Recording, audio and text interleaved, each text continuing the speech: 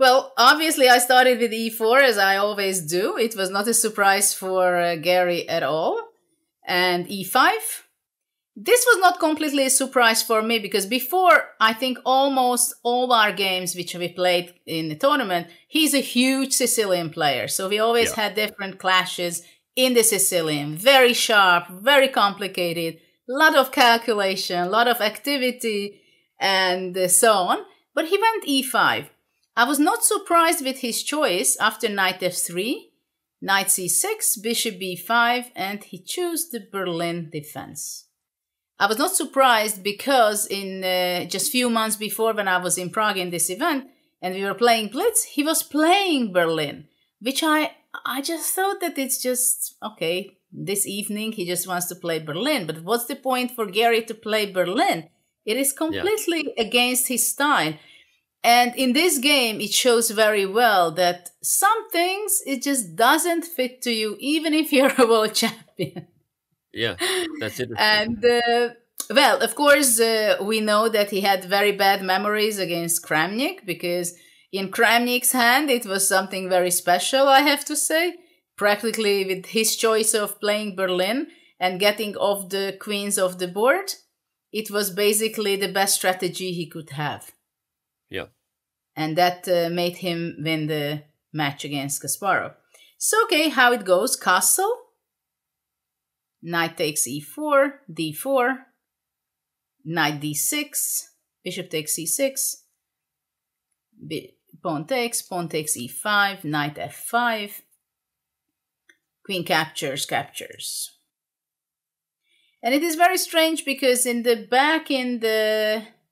When was it? In the early and mid-90s, it was absolutely considered that it's just a worse position. Positionally, white is better because there's the double pawns on the c5, right?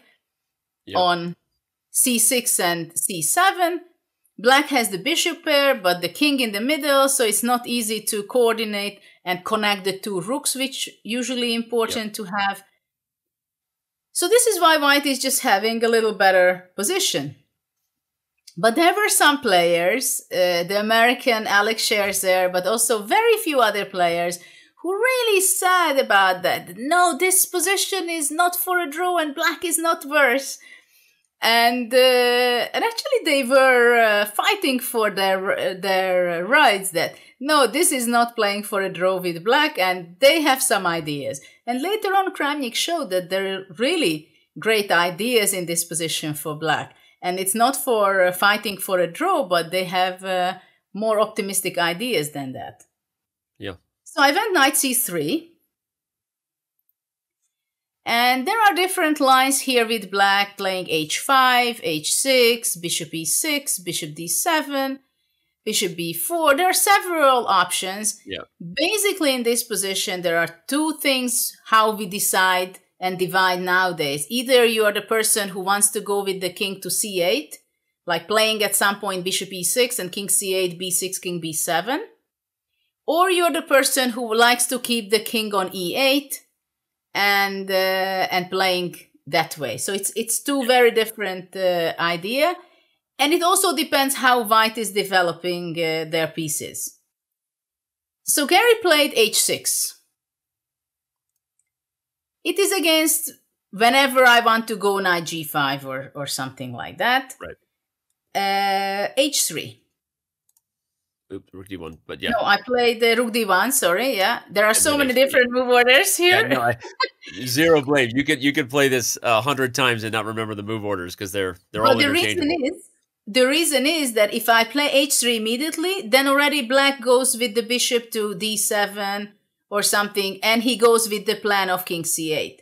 And that I didn't like it already that time, because it can be very interesting for black. We should show the fans. Sorry, just real good to show the fans why you don't play bishop d7, rook d1, and that's because of the e6 shot that white has on h6. Sorry, just wanted to clarify that bishop d7 doesn't work in the move order you played because of the e6 shot. Actually, not e6 immediately, you know. I think it's g4 first. Ah, okay, yeah. You kick the knight. Yeah, it's even better to play this just to make it very clear that you really win on d6. Yeah. Okay, yeah. in the main line I showed, just to now complete the lesson of Danny not playing the best line. If you play it first, black actually has this move knight to d6, and you're sort of like holding everything together. But if you play g4 first, as Judith said, and then e6, this is a very common trap in the Berlin that if you are thinking about playing it as white or black, you should be aware of this. So, okay, lesson over. Actually, this e6 kind of idea, sometimes it even works when it's not concretely winning material, but just destroying the pawn structure of black. Rarely, but sometimes it works. So this is the idea to play rook d1, to push back the king on e8, and go more for the positional direction. And this is what I wanted also against Garry, that I wanted more for the positional without queens than to give some ideas with king c8, king b7, because actually that's the plan he allowed to Kramnik. And most of the game he went to c8 and b7. Right. Just to show that again, h3, bishop d7 here. Now black is getting king c8 and completing this sort of slow plan. Later on bishop e6, b6, king b7, and so on. Yep. Great. Okay. So I went rook d1 check just to make sure that he is not going to c8, king e8, h3. And now Garry went bishop e7, interestingly. Bishop e6, I think, I prefer with black bishop e6, and with the idea that later on you want to put your bishop on b4 and somehow eliminate the c3 knight, and sometimes once the knight goes away, bishop d5 centralizing can be there. So bishop e7, the idea of bishop e7 that after g4, whenever I'm playing it, knight h4 is possible. But that means that probably the knights will be eliminated from the board. So it's again, we are moving on to a more simplifying position. I went knight e2.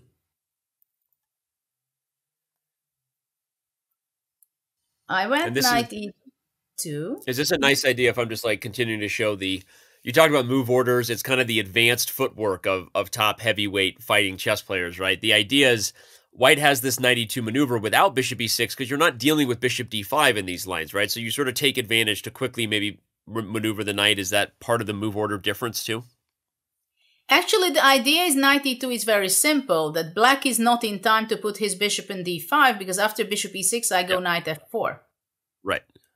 Yeah. So this is the main idea behind knight e2.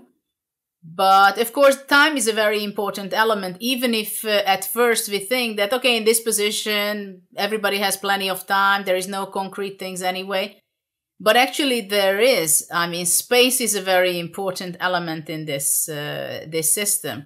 If I can manage to push g4, I can manage to improve my knight's position. I bring up my king to g3, f4. So if I can gain a lot of space, then it can be a huge advantage for white. Right. And now, interesting, I remember how surprised I was with Garry's move. He went knight h4 without waiting me to play g4. Yeah. I mean, he could play bishop d7 or something instead, but he was rushing into knight h4. And once we exchange the knights, it has less energy, less opportunities in this position. So we exchange, takes. I went bishop e3, developing. And of course, he also developed his bishop, this time to f5. But it was a big question where to go with his bishop, because again, I think bishop d7 was something I would prefer with black. And after bishop d7, for example, it could go the following way. Let's say rook d4 with attacking the bishop on h4, moving back, and then I go rook d1, and then rook d8. And black's next move would be, let's say, bishop c8, and then exchanging the rooks or something like that. So probably I would want to go knight f4, trying to reach out to h5 to give a little unpleasant story for black. And we should not forget that black is never able to castle anymore. Right. It's not that he could, but he can't either. Famous stories where someone walks by the board and says, why doesn't black just castle here? Yeah. But you know, I had a game back in 1988 where I played a game and both of us blundered this opportunity for black. And because it was so difficult during the whole game that it was huge pressure. I had the knight blocking this opportunity. And at one point he could castle, but none of us see that. Only later on in analysis, we got to remember, this was a legal move. I feel like it's a coming of age story. I have the opposite, where I will never forget the game I lost because my opponent castled under time pressure, and I knew that wasn't possible, and I forgot. And at the end of move 40, we looked back, and I forgot the king had moved, and so I lost my attack, and so I would never forget again. Anyway, the castle story. Well, it happens with the best also. So after knight f4, black has to go h5 or playing g6 in order to avoid the white knight showing up on h5. And then it's a fight. Yep. They are wrestling whether I can get a small advantage or not. And in many of the games, when black plays well, somehow white's small potential advantage evaporates. And suddenly, after a few moves, you realize you have nothing. But okay, let's go back. Garry played bishop f5, the more energetic and active move. Oops, sorry, But after bishop f5, I went knight d4, concrete attacking. And now black has to decide where to go with the bishop, to go back to d7 or to go to h7. And now this is a serious decision, actually. Because he decided to go to h7. And I think he underestimated somehow my next move. Of course, black wants to play at some point c5 and push away my knight. But now, immediately I thought, okay, after bishop h7, I can go finally my favorite move, g4. And it is a very common move, of course, in this system. The idea is to go knight f5. And if the bishop would be on d7 or h7, it doesn't really matter because I definitely want to show up on f5. With my knight. And then possibly having some advantage. So Garry went back bishop e7. And I felt it that he was not happy with this. This is not exactly what he wanted when he played the Berlin. It's not at all. I went king g2, which was not... Just being selfish to learn myself, is part of the reason that g4 isn't as effective on bishop d7 is because of things like h5 with the bishop here? Is that the idea? Well, that is also, but maybe in this position, maybe he could also go g6. Okay, so you hold f5, and then maybe h5 is a little more dangerous down the road because the bishop is... Well, with bishop on h7, you better don't think to play g6. Okay, yeah, right. Obviously, okay, that makes sense. It's like, even if it's good, it's not good. Yeah, makes sense. Okay, selfishly enjoying this. Go ahead. But also because after g4, g6 anyway is not possible because the pawn is hanging on h6. So generally, it's very important when you play a game, you know the structure, and there are some moves just simply cannot be played because it's against, you cannot block your bishop in such a position, right? So you have to have your bishop on d7 to have a healthy position there and healthy piece. So after g4, this is fascinating, even though, I mean, I know I'm selfishly wanting the lesson, but I think like even for Garry Kasparov, right, like putting the bishop on h7, as you said, is a mistake for a number of these little reasons, right? It blocks the rook, which guards h6. It's not on the right diagonal. You can't play g6 anymore. So this is sort of like a Garry Kasparov idea because he wants to be more active and have the bishop on an aggressive diagonal, but it's actually the wrong style for the Berlin position, right? Well, it's very difficult, when you play a position which you have to be very slow, you have to be very patient, you have to think in long term, you have to be very strategical, and you're a character that you just want to do it. You want to speed things up. You want action. Yeah. And in this position, I mean, action is the last thing you're going to have. Right. So this is why it was really funny that I'm playing against Garry. We are both considered extremely tactical people, right? Active players, taking initiative. And then we are playing this position. Right. I mean, somehow you would think that people are sitting on the wrong board. Yeah.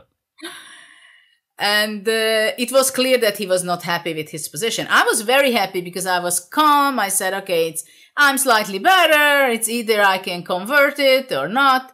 But it was very clear that he was not happy with his position at all. Yeah. And now I played a move which was not the best. I played King G2 because I thought, how can I go wrong with King G2? I just want to improve my position. Why should I rush? And even in such a positions, you have to be sharp and play very accurately. Actually, knight f5 was the best at this point. Because the reason is that after knight f5, I'm forcing basically black either to go back with the bishop to f8, which means that obviously there is no argument that knight f5 was the best move.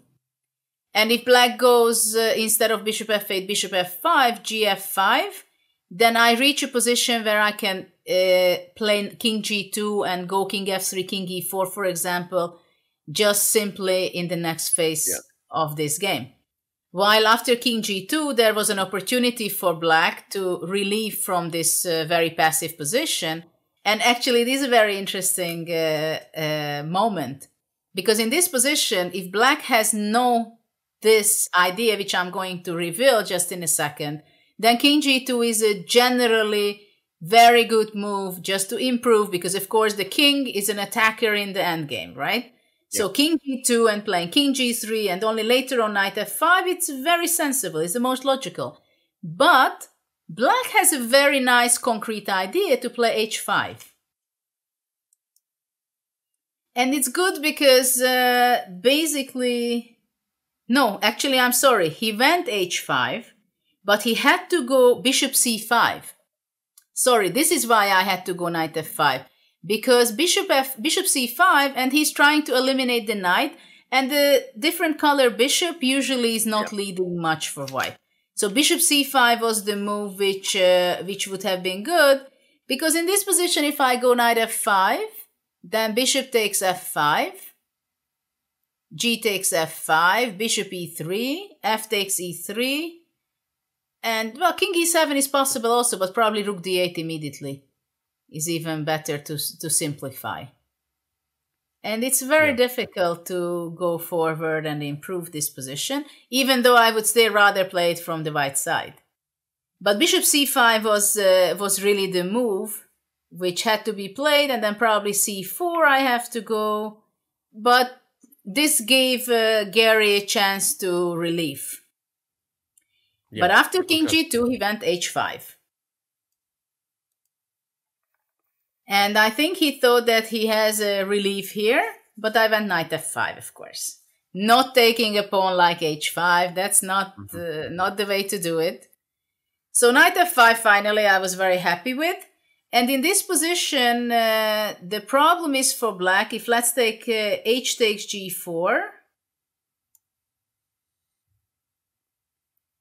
takes bishop f5, takes rook h5, and you would think that, oh, what a pity for white, it doesn't work. And I think this is what probably Garry missed. I mean, after all, this is a rapid game. Please don't forget that. Right. But now rook h1. The h file. And I take the h file because rook f5 is not possible to check, and bishop c5, pinning the bishop. Wow.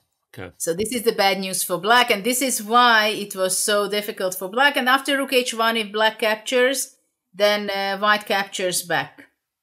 And white just has a great position. King to e4. Yes, I agree completely with that. But instead of rook h5,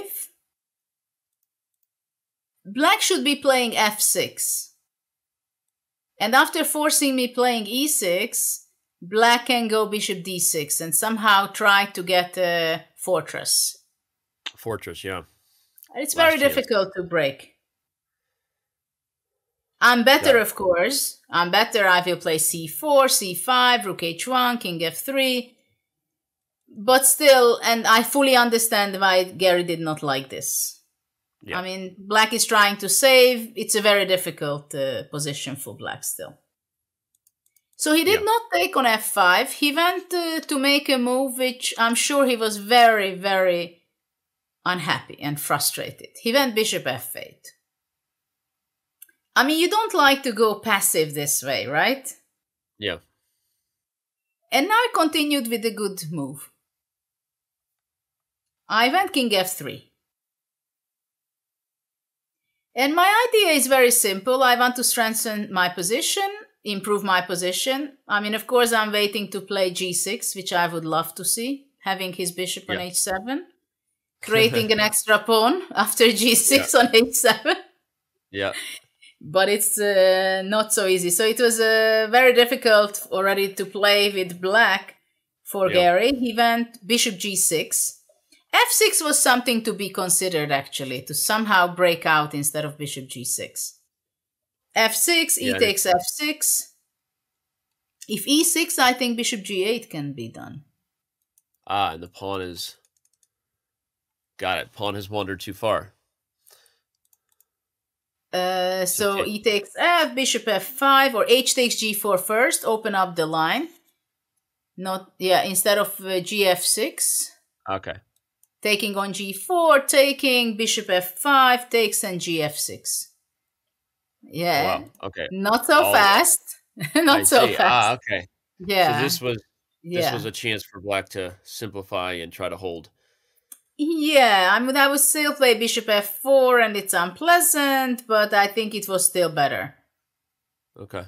It was still better because, but of course it's an awful choice what Garry had, to go for this or to go for other kind of worse position. So it is like, it's like not him. I'm sure he was also thinking, why did I choose this opening? Why did I choose the Berlin? This is not my style. I mean, you highlighted it so well. I mean, bishop f5, bishop h7, more aggressive. But even not seeing bishop c5 and going for h5 is more Garry's style, right? Because he doesn't want to commit to the simplification approach. And it's hard to want to play buckle down defense when that's not what you normally do. Yes, and this is many times what I say to people, that this is why it's important to choose your opening. Because you have to understand what kind of personality you are, what kind of style you are, what kind of positions you feel comfortable with. And it goes for everybody. Of course, the higher level you go, the more rounded player you must be. But still, you shouldn't forget that if there is a position where you have to be very slow and you have to prepare things, or your goal is, for example, in previous moves to play bishop c5 and simplify if it's necessary, just to go for a drawish endgame, because otherwise you're going to have a very bad position. You have to understand this and not trying to make something which the position does not have, because the position doesn't have that what Garry wanted to see in this position for black.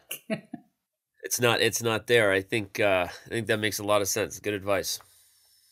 So bishop g6 black played, and I just started to improve my position and went rook d2, I think. So you see that black has hardly move to make. You can go rook d8. But then actually now I think if rook d8 I can take on h7. Pawn grabbing. Yeah, b6, a4, a5, I think. Yeah. So even rook d8 is not so simple. And this is why if I can double my rook on the d file and the bishop is on g6, not on e6, you see how much black is suffering to have his bishop on h7, g6 instead of having it d7 or e6. Yeah. If the bishop would be on e6, black would be just completely fine. Yeah. And this is sometimes happens, one piece in the wrong place, and your position is wrong. And if you see white's position, it has full harmony. I have space advantage, I have a beautiful knight on f5, I have a very beautiful, powerful bishop on e3, I'm bringing my rooks on the open file, my king is more active than black's. So Garry took on g4, trying to relieve in this position a bit. Takes h takes g4, and he gave a check on h3, pushing me back. So I didn't go to e4. I just went back to g2 with a tempo. No, because I wanted. For me, it was more important to push him back with the rook from h3 and to double my rook. So I was focusing on that very much. Got it. So I went back to g2, rook h7. And now, of course, rook d1. No, actually, I didn't play rook d1. I played king g3. And now I'm wondering, yes, because that's the reason he went rook h3, rook h7, because I cannot go rook d1, because takes on f5 and rook h5 already. Ah, okay. So now I don't have this move of rook h1, right? Anymore. So there is becoming concrete things, of course. So I went king g3, which was not necessarily the very... Here I had many different moves. I had even an option to play knight g3, I think. And then maybe pawn with the idea f4, f5. Again, the g6 bishop, you see? Yeah. So it can be sometimes tricky. Because here I would, after rook h4, for example, I would play f4, and black cannot take on g4 because of king h3 trapping king h3. Because this way rook h4, trapping the rook. Wow. So this is kind of tricky. But after knight g3, there are other options like probably f6. And anyway, I just like this idea to squeeze, you know. Once I had my knight on f5, I didn't want to open up his bishop. Yeah. And I wanted to take away space as much as possible. Yep. So that's why I went king g3, and now Garry fell apart. The best move was still for black to play bishop f5 and somehow sit and wait. After bishop e7 now. He keeps the h-file. Rook d8 is possible later on. It's not fun for black. Don't misunderstand me. It's not fun, but it's not so easy to convert it with white. But Garry wanted to break out, couldn't stand this cage anymore, and went f6. Again, it all comes back to what you said, the choice of Berlin by Garry, shocking himself, I guess, in hindsight. f6. And... Well, it was not a good day for him. Bishop f4 was a powerful move, actually. Yeah. Because now, with the very good circumstances, seeing the king is in the center on e8, with opening up with f6, it's everything is gone. After f takes e5, no, actually he took on bishop f5 first. Oops, mouse slip. Not that. Not g5. No, f takes e5, and even after here I made a very precise move, and it's very important that you play with your own all of your pieces and play rook e1. And now you can see how harmonious white's position is. The two rooks, the bishop, the king is already pretty active. Yep. And basically here, it's already very, very, very bad for black. So bishop d6 was played, because you cannot get a good place for, a safe place for the king. That's the main problem for black. Bishop d6. I took bishop takes e5.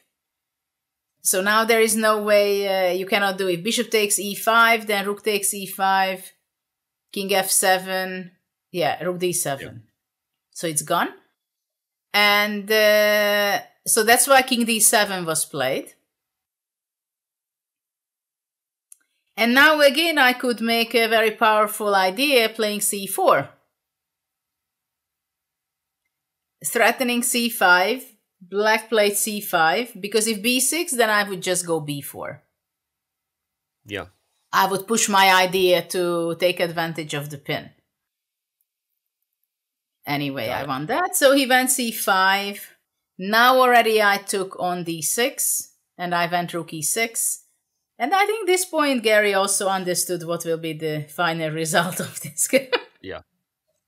The writing was on the Berlin Wall. Yeah, he went rook h8 from a8. Then I took with my d rook. I took with my e rook, sorry. King went to c8 and rook d7, right? No, rook d5 I played first.